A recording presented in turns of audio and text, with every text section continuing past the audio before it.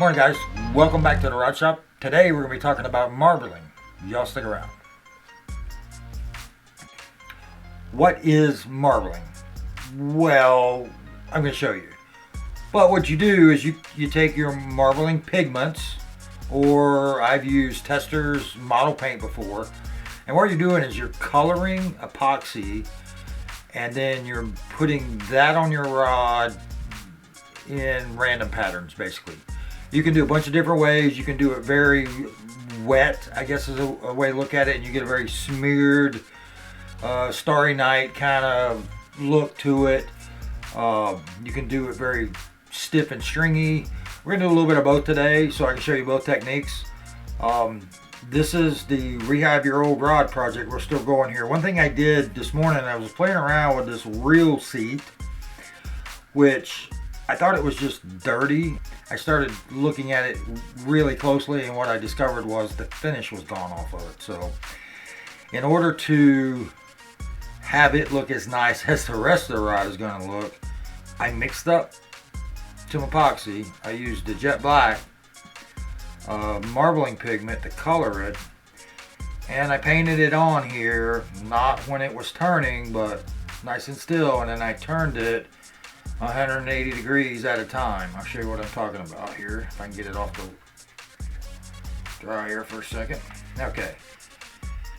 So what I did is I painted it on here really thin, heated it, got it where it would run, and then it was basically for an hour I was turning from 90 degrees, back 180 degrees, back 180 degrees, because I didn't want it to run all the way around, because it would have piled up on one side of the reel seat or the other just because of the way the epoxy was falling around it.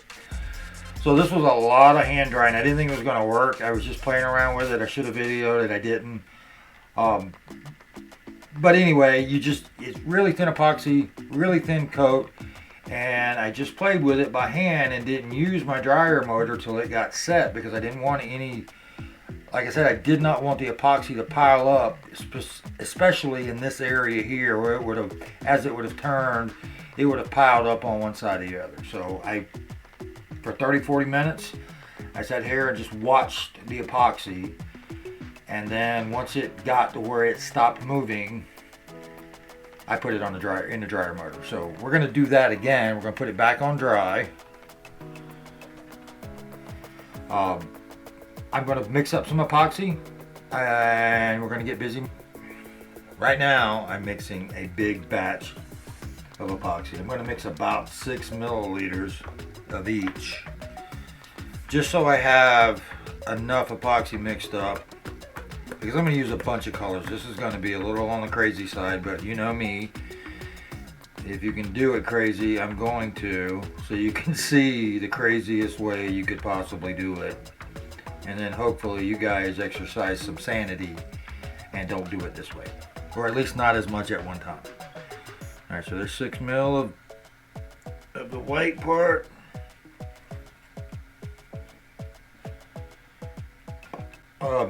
I've got my colors here.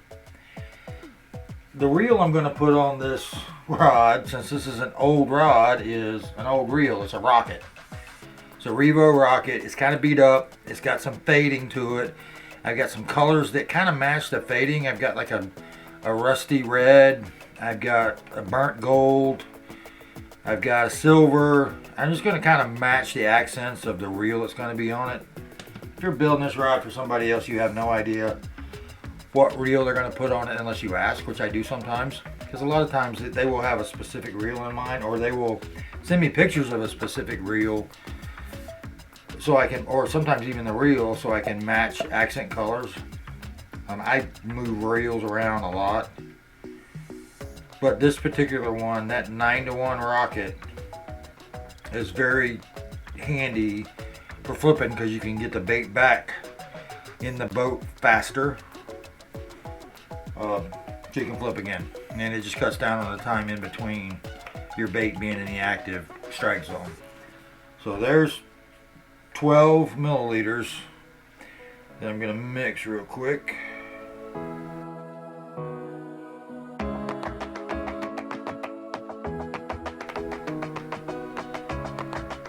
Alright, it's mixed up pretty good. I'm going to put a little bit epoxy in these other cups for the color.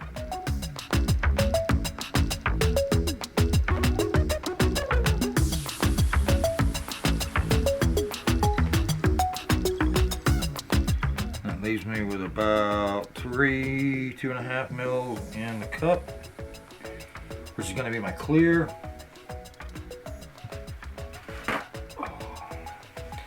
And we're just going to add some marbling mud to these and mix them up real quick. So this is my rusty red sparkly color. It's going to be my base coat of color, and you'll understand what that means here in a minute. Just a little bit of rusty red in there.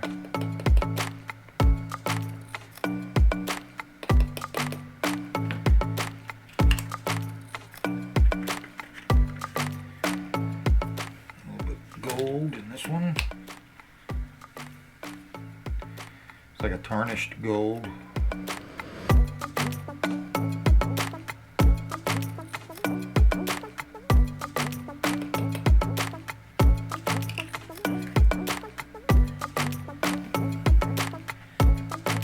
Some silver.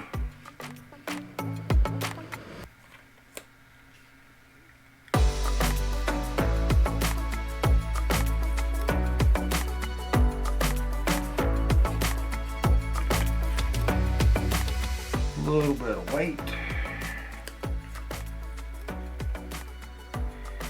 and then I'll finish with black, but I'll use whatever's left over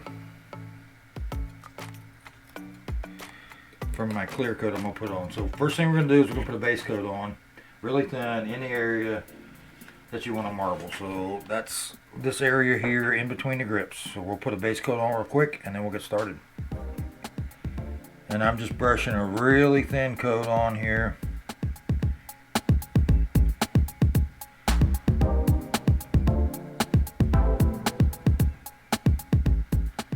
Because you want to lay your marble colors in some thin epoxy. It looks much better. You can do it on a dry blank, but I think this looks better. And I'm not really worried about, you know, being perfectly smooth like if this was the finish coat or we're going over labels. This is just for the epoxy to bed into.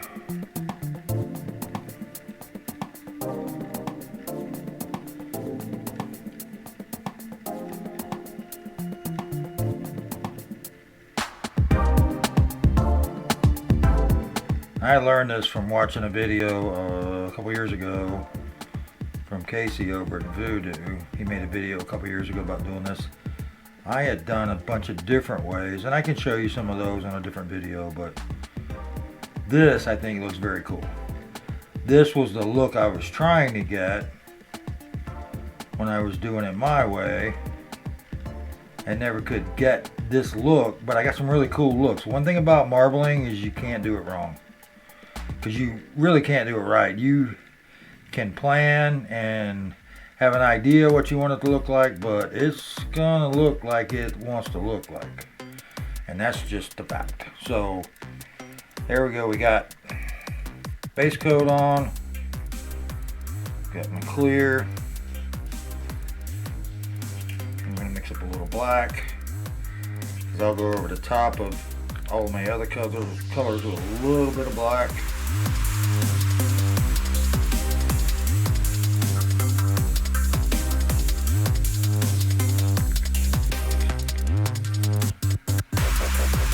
Now, the first color I want to start with, now this is the typical kind of marbling that I used to do, and it's just, I'm not putting in additive. I'm not going to put marbling mud in this first one.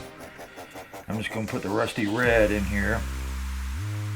It's a metallic. Get it mixed up real well here.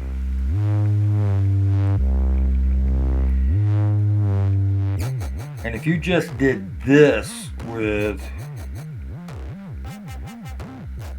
your marbling, it looks really cool. You don't have to do any. It's the next step we're going to do here in a minute. Alright, one thing, I got a few bubbles. I'm going to hit with a little heat. So knock the big bubbles down. Now I'm going to take my brush and I'm going to add this rusty red here. It's kind of a background color to the rest of my marbling. And it's just kind of smearing it.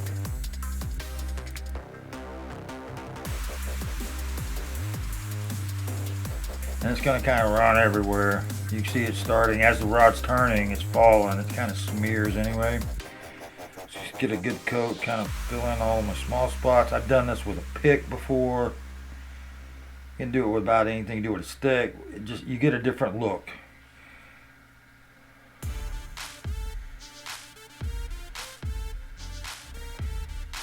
Alright, it's still got plenty of black showing through, which I do want that.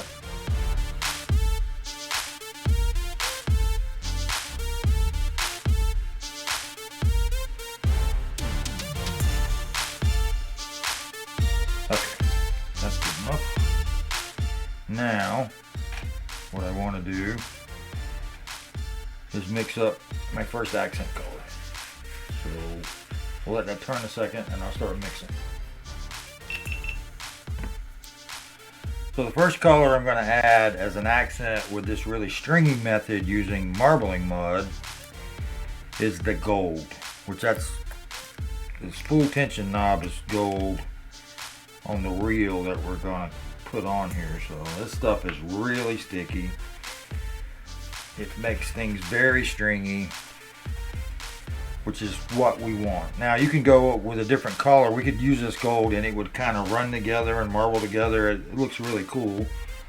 But for this rod, I'm going to take a little bit of marbling mud on my stick and I'm going to mix it all together here, and it's going to get stringy really quickly.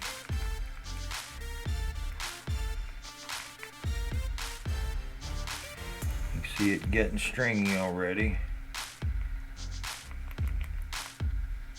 So what I'm going to do then is just take the string and start laying it in.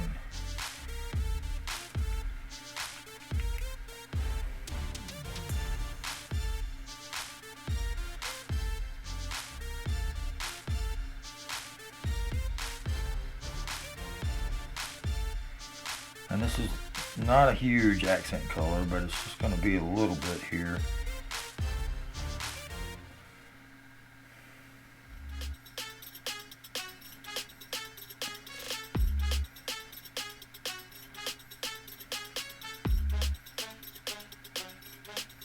Okay, I'll set that aside for now. Wipe off my stick. Pick up a little bit more marbling mud on my stick and go to the silver.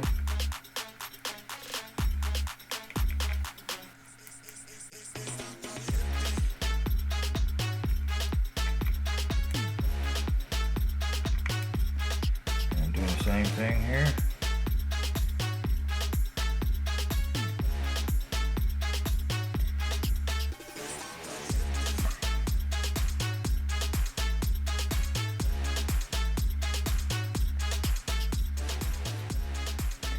Like I said, you can't do this wrong, so it's really just whatever you're feeling at the moment. It looks great, it looks great. If you think it looks good, it looks good.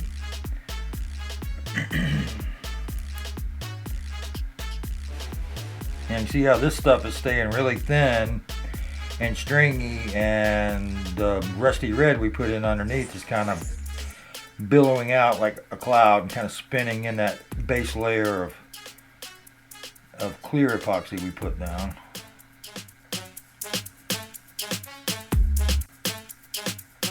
Just kind of filling in the holes here.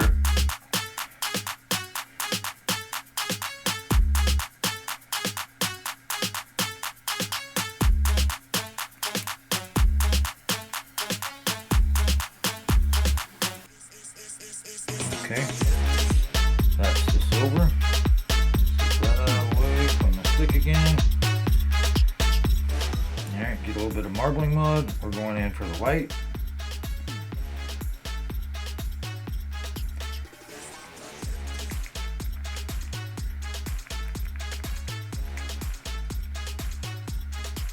This is just going to really make the colors underneath pop. And when you're doing marbling, I find it looks pretty cool if you go dark to light colors and then come back over top with your accent like your black, which is what we'll do here in a minute.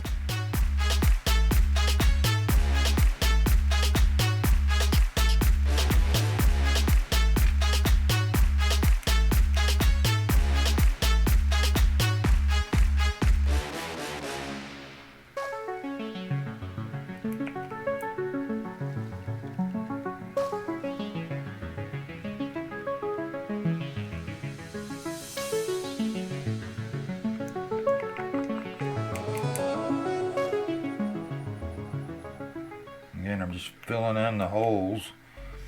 Doesn't really matter. There's no map or plan of how to do this. This is just what looks good as it's turning. Just fill in the gaps. You got a hole there when it rolls around again. There it is. Ooh, too heavy, but that'll be fine.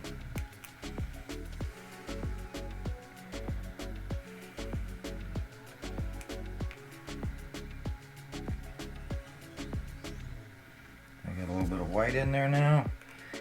Now what I'm going to do is I'm going to clean my stick one more time here.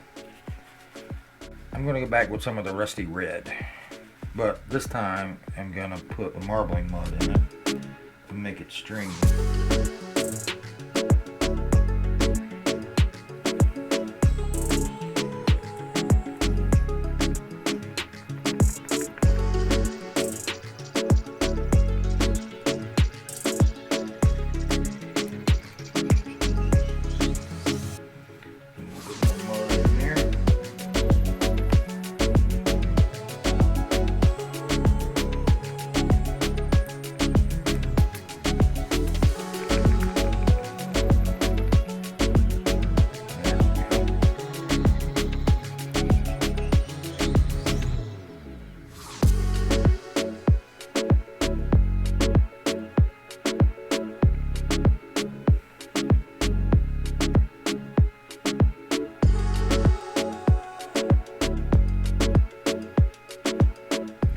And you see the dark over the lighter colors starts to make the lighter colors pop out even more.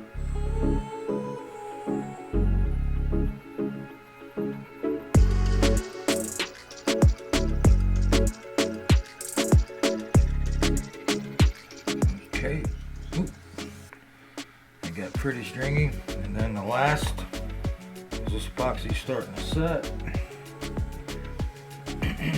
And my hands are getting sticky, which is typical. Alright, last one. We got black still in the clear. Get my stick clean. And I'm just going to go in and get marbling mud. And mix up the black. Now this black will it'll look a little gray when you first mix it with the marbling mud, but then when it dries, it'll be back to its original jet black color.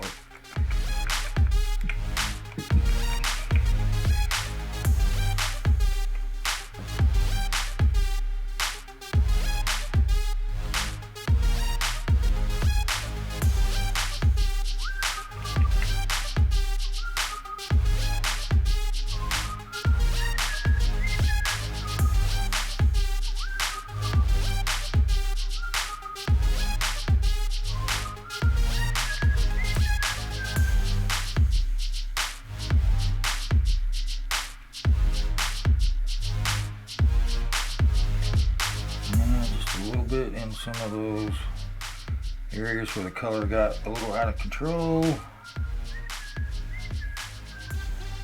And there it is. We have marbled a grip. So I'll let that turn for 4 hours or so, and then I'll come back and I'll put a clear over it and it'll be done. So that's marbling It looks marvelous. You look marvelous. Okay, that's bad imitation. But it's not that complicated. It really is very simple. It looks very cool. It looks like you have a lot of skill when you're done. And you didn't do anything other than put some color on there, and the epoxy did its own thing. Now you can is switch it to go back the other way, and it'll change the way it marbles.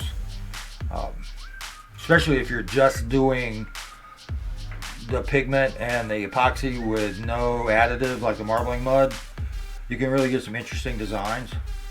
And I did this one this morning up here, playing with some super stringing epoxy with marbling mud just to see how that came out. I'm probably going to sand some of the high points off. This got pretty thick on me pretty quick, so I'll probably sand some of the high points off and then hit that with clear. I like that. I may go back on with some more of this other color, but this is what I wanted you to see. Again, yes, I went crazy with 14 different colors, but 2 colors looks great. I've got a rod. Hang on, let me grab a rod I did probably 10 years ago.